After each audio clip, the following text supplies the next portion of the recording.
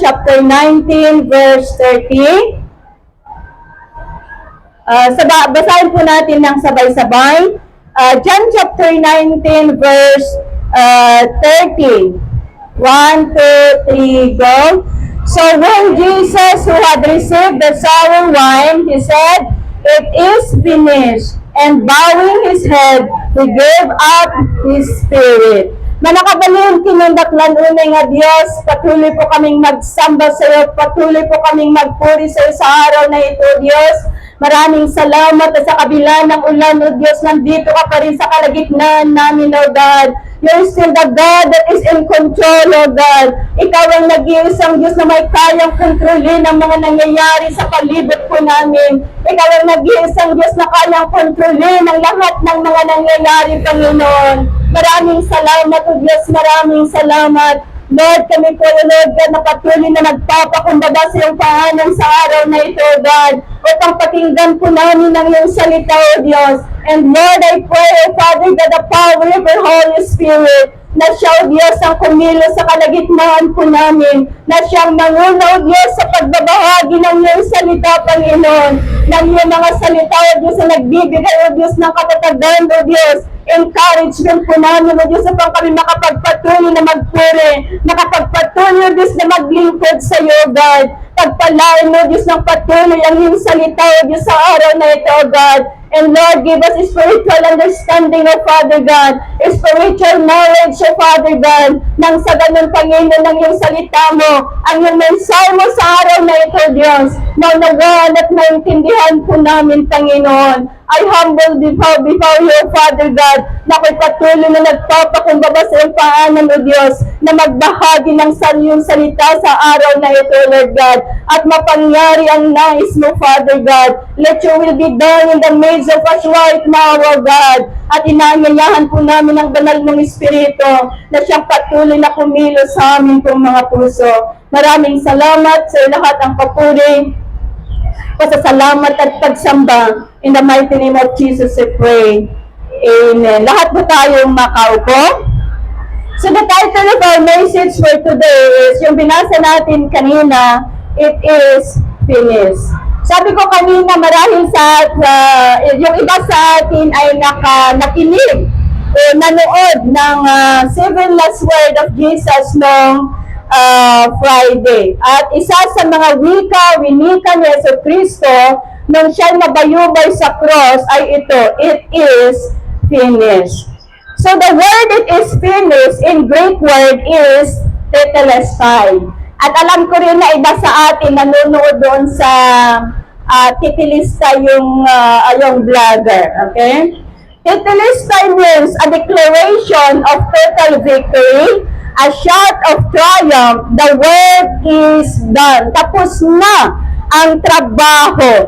So, nung biniktas ni Jesus Christ ang wikang ito, mga kapatid, He saved our forgiveness, satisfied judgment, secured eternal victory, and our enemy is defeated. Amen? Natalo na ang kaaway, mga kapatid. At sa versikulo na ito at sa wikang ito, mga kapatid, may mga katotohanan po nating matagpuan. May mga bagay na katotohanan na ating alamin sa araw na ito. So when Jesus cried out, "It is finished," the mission accomplished. Nung winika ng Diyos ang salitang tapos na, ang kanyang mission ay na-accomplish na. His mission accomplished. Sa Luke chapter 19 verse 10, Luke chapter 19 verse 10, "For the Son of Man came to seek and save those who are lost." Okay? So, ibig sabihin, hindi pumarito ang Panginoon para sa mga ligtas, no? Hindi pumarito ang Panginoon para sa mga mananampalataya. Pero pumarito ang Panginoon para sa hindi pa nakakikilala sa Kanya. Pumarito ang Panginoon sa mga hindi pa naligtas, mga kapatid. Ito ang buod ng mission ni Yesu Cristo nung siya'y nasa lupa. Ang iligtas ang mga makasalanan o ang mga taong nalayo sa Diyos dahil sa ating mga kasalanan. Katulad ni Sakyo, o alam po natin ang istorya ni Sakyo mga kapatid, siya'y kinamumuhian. Siya'y kinamumuhian ng mga tao dahil ang tingin nila kay Sakyo ay isang makasalanan. So,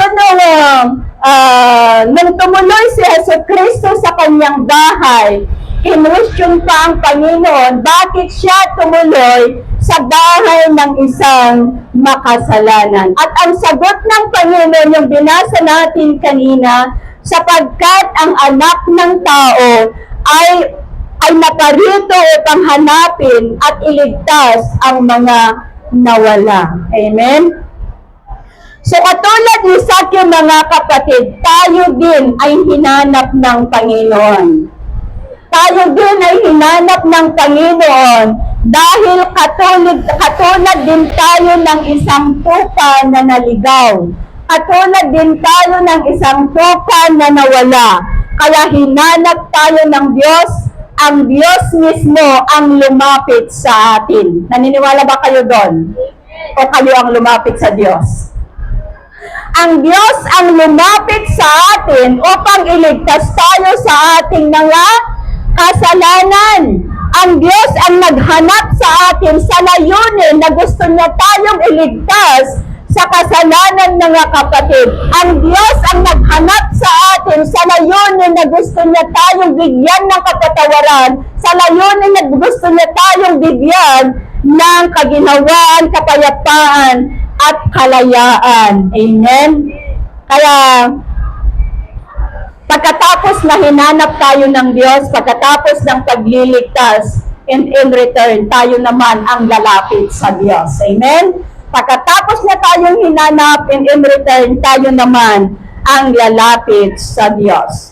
In John chapter 17 verse 4, John chapter 17 verse 4, sabi dito, I have glorified you on the earth, I have finished the work which you have given me to do. So ang verse na ito ay isang bahagi ng panalangin ni Jesus Christ before His crucifixion, emphasizing that Jesus successfully completed His mission, preaching the gospel, healing the sick, and preparing for the cross to bring glory to God. Amen. His assignment was completed with perfect obedience and divine precision. So natapos ng Panginoon ang kanyang mission na may totoong pag-obey, may totoong pagsunod sa kanyang Ama. Amen. So pangalawa, when Jesus cried out, it is finished, prophecy fulfilled. When Jesus cried out, it is finished, prophecy fulfilled. Mula sa Genesis to Malachi, the scriptures pointed the Messiah, no? Mula sa cross, at ayon sa mga magagaling sa Biblia, over 300 prophecies were fulfilled for Him. Na mahigit 300 propesya ang naganap para sa Kanya.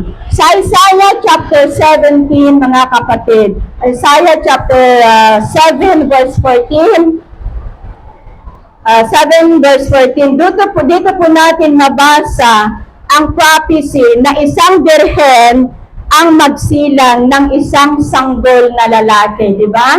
Dito natin mabasa na isang birhen ang magsilang ng isang sanggol na lalaki ay kung tawagin ay Emmanuel, which means God is with us.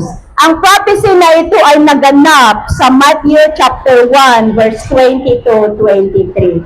Ang prophecy na ito mula sa Isaiah chapter 7 verse 14 ay naganap sa Matthew chapter 1 verse 22-23. Sa Micah chapter 5 verse 2.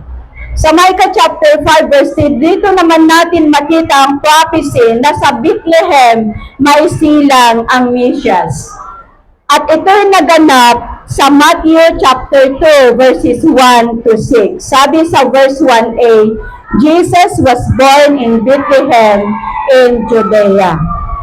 Sa Zechariah chapter 9 verse 9, dito naman may prophecy ang triumphal entry ni Jesus Christ sa Jerusalem before His suffering and crucifixion. At ito'y naganap sa Matthew chapter 21 verses 1 to 11. Sabi sa verse 9, when He entered the city, the people shouted, Hosanna to the Son of David, blessed is He who comes in the name of the Lord, Hosanna in the highest. Kung mapicture kapag ipicture po natin ang pangyayaring ito mga kapatid, alam na po natin ang naganap na bago ma-crucify si Jesucristo, siya'y pumunta sa Jerusalem na nakasakay ng isang, anong sinakyan niya? Ng isang donkey o kaya'y asno. Kaya mayroon tayong tinatawag na Palm Sunday dahil nung panahon na pumasok si Jesus Christ sa Jerusalem, ang mga tao ay kumuha ng mga dahon ng palma at inilapag doon sa kalsada kung saan dadaan si Jesus na nakasakay ng asno. Kaya mayroon tayong tinatawag na Palm Sunday before Jesus Christ crucifixion. So, the prophecy of the suffering of Isaiah chapter 53, thank you. Sa Isaiah chapter 53 verses 3 to 7, dito naman po natin mabasa ang prophecy ng suffering of Jesus Christ. Dito naman natin mabasa the suffering of Jesus Christ at ito'y naganap sa Matthew chapter 27 verse 27 to 56. Ang suffering ni Jesus Christ ay may prophecy sa Isaiah 53 verses 3 to 7 at ito'y naganap sa Matthew 27 verse 27 to 56. Maraming propesya tungkol kay Jesus Christ na naganap sa bagong tipan. So ang pagpapako kay Jesus sa cross ay ang pagtatak o pagpapatunay ng lahat ng prophecy sa lumang tipan ay natupad na. Amen? Lahat ng prophecy sa lumang tipan was fulfilled. Kaya when Jesus cried out, it is finished, the prophecy fulfilled. Naganap ang propesya para sa Kanya. Number 3, when Jesus cried out, it is finished, salvation secured. When Jesus cried out, it is finished, salvation secured. Jesus didn't provide a partial salvation, but He provided a perfect salvation. So, hindi partial ang pagliligtas ng Diyos sa atin, kundi perpekto na kaligtasan ang ipinagkaloob sa atin ng Panginoon. And Hebrews chapter 9 verse 12, Hebrews chapter 9 verse 12, minsan lang pumasok si Kristo sa pinakabanal na lugar at hindi dugo ng kambing o ng guya ang dala niya, kundi ang sarili niyang dugo, at sa pamamagitan ng kanyang dugo, tinubos niya tayo sa mga kasalanan natin magpakailanman. Ito'y nagtuturo sa atin mga kapatid na ang sakripisyo ni Jesucristo ay higit na mataas kaysa sa matandang tipan. Bakit mas higit na mataas? Dahil ang sarili niyang banal na dugo mismo ang kanyang inialay para tayo ay mapatawad, para linisin ang ating mga kasalanan. Dahil sa lumang tipan mga kapatid, kapag sila ay nagkakasala, dugo ng hayop ang kanilang iniaalay upang sila ay mapatawad. But in the dispensation of grace, minsanan lang ang pag-aalay ni Jesucristo ng kanyang banal na dugo upang sa ganon ay makamtan po natin ang kapatawaran ng Panginoong Diyos at makamtan ng buong sanlibutan ang kapatawaran na magmumula sa Diyos. In Titus chapter 2 verse 14, Titus chapter 2 verse 14, He gave His life to free us from every kind of sin, to cleanse us and to make us His very own people, totally committed to doing good deeds. Kusang loob na sinakripisyo ni Jesucristo ang kanyang buhay sa cross ng Kalbaryo para sa kalayaan natin. At hindi na tayo maging alipin ng kasamaan at kasalanan. Amen? Ang pagsasakripisyo ni Jesucristo ay siyang naging daan upang tayo'y makalaya sa bondage of sin. Upang tayo'y makalaya sa mga bagay na gawain na hindi nagbibigay ng kagalakan sa ating Panginoon. The veil was torn, the gap was bridged, no more sacrifices, no more shadows, the Savior has finished the work. Amen. So sunod, when Jesus cried out, it is finished, sentence fully served. Sentence fully served. Sa ating mga tao, minsan may mga nasisintensyahan na wala namang kasalanan, no? May maraming nasisintensyahan na wala namang kasalanan dulot ng hindi pantay na paghatol, no? Dulot ng hindi pantay na maghatol dahil yung mga tao sa hukuman, yung mga husgado ay kaya nilang gawing tuwid ang baluktot, no? Kaya nilang gawing baluktot ang tuwid. Ngunit at pagkasintensya ni Jesucristo, mga kapatid, ito ay kalooban ng kanyang Ama. Kalooban ng kanyang Ama, kahit wala siyang kasalanan, hinayaan ng Diyos. Hinayaan ng Diyos na siya ay husgaan ng mga tao. Hinayaan ng Diyos na pahirapan siya ng mga tao. Dahil yun talaga ang nakaprograma on behalf of us. Dahil kung hindi naghirap si Jesucristo, dahil kung hindi naranasan ni Jesucristo ang nabayubay sa cross, wala tayong kaligtasan. But in behalf of us, mga kapatid, hinayaan ng Diyos ang kanyang anak na maipako sa cross ng Kalbaryo. Hinayaan ng Diyos na siya'y mapahirapan. Hinayaan ng Diyos na siya'y makurunahan ng tinig. Hinayaan ng Diyos na siya'y paluhin at doon sa pikada itibakrang nakakabsat. Doon lumabas ang kanyang dugo at tubig at ito'y nagpapatunay ng pagdanag ng kanyang dugo sa Kalbaryo, mga kapatid. Nagpapatunay na tayo ay nalinis na sa ating mga kasalanan. Amen. Nagpapatunay na tayo nakalaya na sa mga gumagapo sa atin ng mga kasalanan, mga kapatid. Kaya hinayaan ng Diyos ng kanyang anak ay maghirap para sa atin. In Romans chapter 6 verse 23, For the wages of sin is death, but the free gift of God is eternal life through Christ Jesus our Lord. So sa madaling salita, mas pinili ng Diyos na ibigay ang kaligtasan bilang regalo sa atin sa halip na kamatayan na siyang nararapat sa atin. Karapat dapat tayo mamatay. Tayo ang karapat dapat na maipako sa cross. Tayo ang karapat dapat na mapahirapan. Tayo ang karapat dapat na makurunahan ng tinig. Pero dahil sa dakilang pag-ibig ng Diyos, dahil sa dakilang pagmamahal ng Diyos sa atin, mas pinili niyang ibigay sa atin ang regalo ng kaligtasan kaysa makita niya tayo na tayo ay mapahirapan.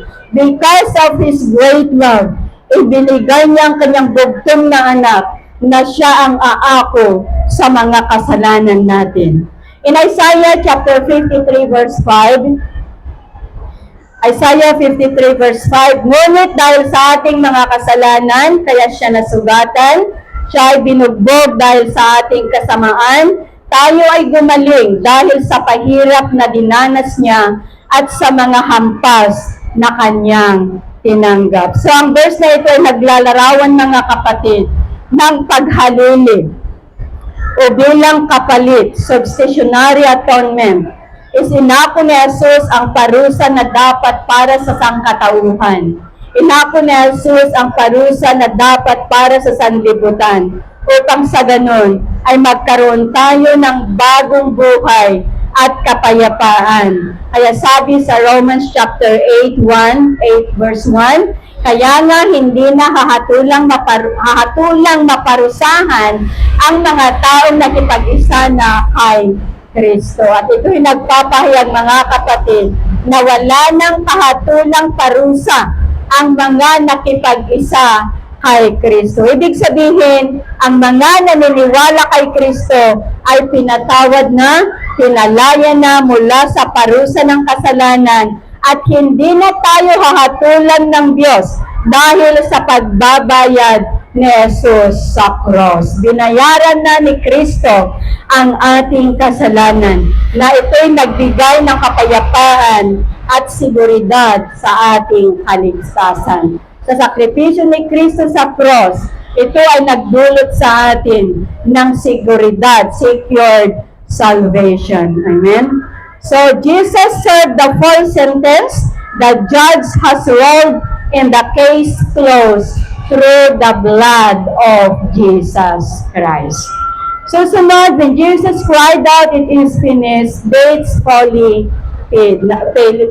Nabayaran na ang ating mga utang. In Colossians chapter 2 verse 14, Colossians chapter 2 verse 14, having cancelled the certificate of debt consisting of decrees against us, which was hostile to us, and he has taken it out of the way, having nailed it to the cross. Ang certificate of debt na sinasabi dito, mga kapatid, ay talaan o listahan ng ating mga kasalanan. Ano? Kung tayo ay kung ang utang natin dito sa lupa, dito sa mundo ay nakalista, ang ating utang na kasalanan ay nakalista rin sa langit. Ito ang talaan o listahan ng ating mga kasalanan o moral na utang sa Diyos na hindi natin kayang bayaran. At ang utang natin na ito ay hindi natin kayang bayaran. At wala na kung sinong pwedeng magbayad. Iisa lang ang tanging pwedeng magbayad, kung si Hesus Kristo lang na ating Panginoon. Kaya nung pagkapako ni Hesus Kristo sa cross ng Kalbaryo, ang ating mga utang ay naburana. Amen? Ang ating mga utang ay pinawi na dahil sa dugo ni Kristo. So sa madaling salita, ang cross ni Kristo ang naging katibayan ng ating buong pagpapatawad at paglaya mula sa pagkakautang sa kautusan ng Diyos. At dahil sa sakripisyo ni Kristo sa cross ng Kalbaryo, ang paratang na dapat sana ay magdadala sa atin sa kamatayan ay wala ng kapangyarihan. Jesus paid it all. Amen? Binayaran na lahat ng Panginoon ang ating utang. So, because Jesus paid it all in full, the account is clear, the ledger is wiped clean, the devil has nothing left to hold. So, dahil nahugasan na tayo, nakalaya na tayo sa mga kasalanan natin, wala nang pang-blackmail ang kaaway sa atin. Amen? Wala nang pang-blackmail ang demonyo sa atin. Dahil ang kasalanan natin ay pinatawad na ng ating Panginoong Diyos, pinunas na ng ating Panginoong Diyos. Sa susunod, when Jesus cried out, it is finished, the battle fully won. When Jesus cried out, it is finished, the battle fully won. So, dito natin makita that Jesus didn't die as a victim. Ano? Jesus didn't die as a victim, but He rose as a victor. Amen? He rose as a victor. In Colossians chapter 2, verse 15, Colossians chapter 2, verse 15, in this way, He disarmed the spiritual rulers and authorities. He shamed them publicly by His victory over them on the cross. So ito nagpapahayag. Ang bersikulo na ito, mga kapatid, ay nagpapahayag ng ganap na tagumpay ni Jesucristo laban sa mga espiritual na kapangyarihan ng kadiliman sa pamamagitan ng kamatayan sa cross. Sa pamamagitan ng kanyang kamatayan sa cross. At sa pamamagitan ng cross, inalisan ni Jesus ng armas at kapangyarihan ang mga demonyo. Kaya wala na silang legal na karapatan o otoridad laban sa mga sumasampalataya. Wala nang otoridad ang kaaway para laban sa ating mga naglilingkod, laban sa ating mga mananampalataya, laban sa ating mga tumanggap kay Jesucristo na Panginoon ng ating buhay. Kaya ang cross na akala ng iba ay pagtatalo, ay naging sandata ng tagumpay ni Kristo. Ang cross na akala ng iba ay pagkatalo, ang naging sandata ng tagumpay ni Jesucristo. Kaya hindi po tayo dapat matakot sa kapangyarihan ng kadiliman dahil talo na sila ng ating Panginoong Jesucristo. Amen? Hindi tayo dapat matakot sa kadiliman dahil talo na sila ni Jesucristo at ang tagumpay ni Kristo ay tagumpay ng bawat sumasampalataya sa Kanya. Amen? Ang tagumpay ni Kristo ay tagumpay na rin natin na sumasampalataya sa Kanya. So in Hebrews chapter 2 verse 14, Hebrews chapter 2 verse 14, dahil sa mga anak na tinutukoy niya ay tao, naging tao rin si Jesus at tulad nilang may laman at dugo. Ginawa niya ito upang sa pamagitan ng kanyang kamatayan ay mawasak niya ang dyablo na siyang may kapangyarihan ng kamatayan. At ito'y si Jesucristo, alam na po natin, ito ay nagkatawang tao upang siya ay mamatay at talunin ang dyablo, upang talunin ang kadiliman, upang talunin ang kaaway na siyang may kapangyarihan sa kamatayan. The cross crushed the serpent's head, the enemy is defeated, the war is over, the victory is ours. Amen? Ang tagumpay ay sa atin. The last but not the least, when Jesus cried out, "It is finished," the access fully granted.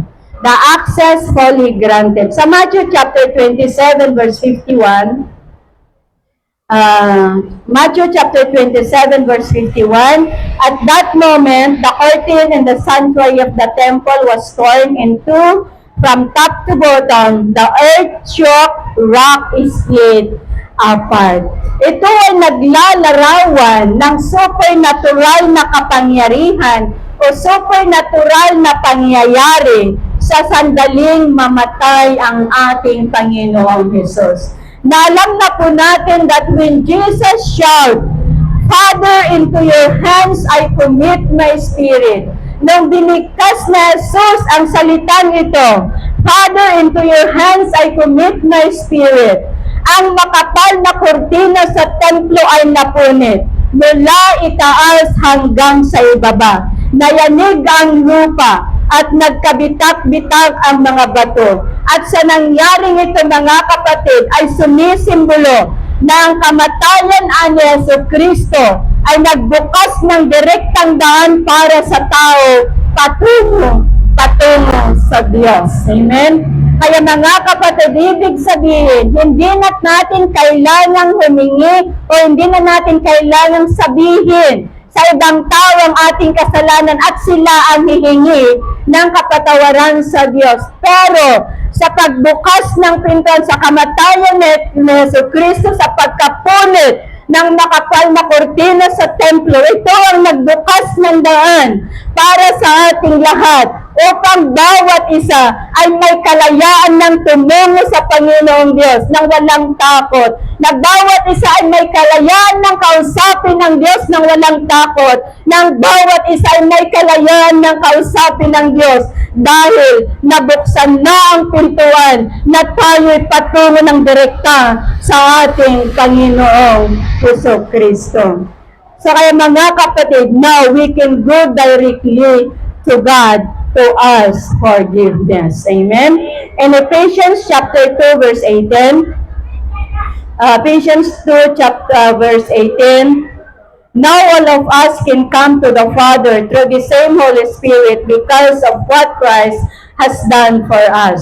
Hebrews chapter 13 verses 19 to 20. And so, dear brothers and sisters, we can boldly enter heaven's most holy place because of the blood of Jesus. Verse 20, by his death, Jesus opened a new and life-giving way through the curtain in the most holy place. So, ibig sabihin mga kapatid, hindi na kailangan ang paulit-ulit na sakripisyo. Hindi na kailangan ang paulit-ulit na sakripisyo. Ang sakripisyo ni Jesucristo sa cross ng Kalbaryo ay sapat na. Amen? Kaya malayo na tayong lumapit sa Diyos anuman oras, malayo na tayong lumapit sa Diyos anumang araw, anumang gusto natin, malayo na tayong lumapit sa Diyos. No more barriers, no more distance. The door is open. Let us go to God directly and boldly. Amen? So mga kapatid, if we are worried, His word is enough. If we are worried, His word is enough. If we are guilty, His blood covers us. If we are fearful, His victory is ours. If we are strayed, His arm is still open. So let's rejoice, the word is done. Let us raise, the debt is paid. Let us rise, the battle is won. Let us return, the way is clear. Again, mga kapatid, when Jesus cried out, it is finished. The mission accomplished, the prophecy fulfilled, the salvation secured, the sentence served, the battle won, and the access granted. The work of redemption is complete. The way to God is open. The sacrifice is sufficient forever. So let us raise in His finished work and let us live in His victory. Amen. Ito ang mensahe ng ating Panginoong Diyos. Ang tagumpay ni Jesucristo ay tagumpay ng bawat isa sa atin na sumasampalataya sa Kanya.